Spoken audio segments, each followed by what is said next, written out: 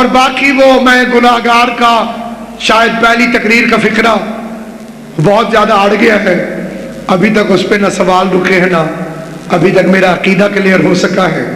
مجلس پڑھ کے بھی عقیدے کا پتہ نہ چلے، پھر سننے والے نے سنا کیا اور پڑھنے والے نے پڑھا کیا۔ سامعین گرامی، میں نے خالی آپ کی خدمت میں یہ عرض کیا تھا کہ آپ اگر پوری رات ماتم کریں گے اللہ خوش ہوگا، رسول خوش ہوگا، امام حسین خوش ہوں گے، سب سے بڑھ کر امام حسین کی ماں خوش ہوگی۔ یہ شب بیداری کوئی چھوٹی عبادت نہیں، 100 مجلسیں تقریریں ایک طرف، ایک دفعہ یا حسین ایک طرف۔ سائنس بھی کہتی ہے کہ زندگی کی علامتیں 3 ہیں۔ آواز، مردہ قومیں چپ کر کے تقریریں سنتی ہیں، اس لیے ہم واہ واہ کر کے سنتے ہیں کہ ہم مردہ نہیں، اور دشمن علی کو اس واہ واہ سے بھی بڑی تکلیف ہوتی ہے۔ سامعین گرامی قدر، پہلی علامت زندگی کی آواز، دوسری حرکت، نہر میں کوئی آ رہا ہو، ہاتھ پاؤں چل رہے ہیں تو زندہ ہے، نہیں چل رہے تو مر گیا ہوگا۔ آواز زندگی کی علامت ہے، حرکت زندگی کی علامت ہے، حرارت زندگی کی علامت ہے۔ میڈیکل سائنس کہتی ہے آواز، حرکت، حرارت زندگی کی علامتیں 3 ہیں۔ منہ سے بھی نہ بولو، خالی ایسے کرو، آواز بھی ہے، حرکت بھی ہے، حرارت بھی۔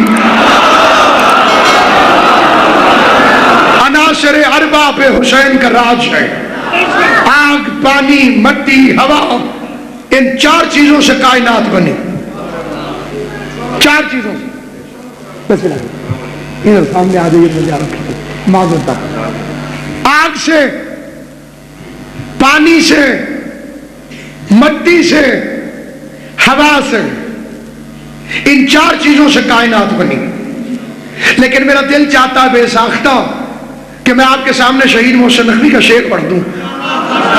خدا شہید کے درجات بلند فرمائے، فرماتے ہیں نہ آگ سے، پانی سے، نہ مٹی سے، ہوا سے، ہم لوگ بنے فاطمہ زہرا کی دعا سے۔ نعرہ حیدری، سلامت و آباد شامل۔ نہ آگ سے، پانی سے، نہ مٹی سے، ہوا سے، ہم لوگ بنے فاطمہ زہرا کی دعا سے۔ تو جسے بطول نے دعا دی ہو وہ قوم مٹ نہیں سکتی۔ تو میرا مکمل فقرہ آپ اس کیسٹ میں پھر سنیے، میں پھر پڑھتا ہوں، آپ پوری رات ماتم کریں، اللہ خوش، رسول خوش، بطول خوش، علی خوش، حسنین خوش، صبح کی نماز چھوڑ دیں، یزید خوش۔ آپ راضی ہو یا ناراض؟ میں نے وہ بات کی ہے جو ان کی بات ہے۔ ساری رات آپ روتے رہے، صبح نماز چھوڑیں گے تو حسین رو پڑیں گے، میرا ہو کر یزید کے کھاتے میں کیوں چلا گیا؟